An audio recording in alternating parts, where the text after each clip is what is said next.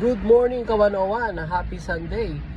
Update tayo dito sa 17 na unauthorized na rally sa Qatar, no? So grabe pala yung Qatar government, no? Possible na meron silang kakaharapin na penalty na worth 50,000 riyals. Hindi lang yan, meron pang 3 years or 3 years imprisonment.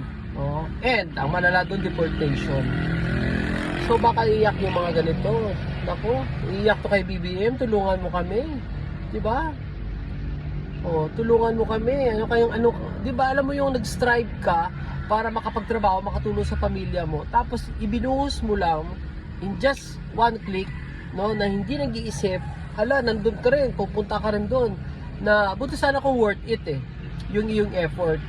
Oh, ngayon humingi sila kay Sara ng budget. Oh, lagay na natin kasi kinumpute ko more or less 650,000 yung 50,000 riyals, no? So times 650,000 times 17.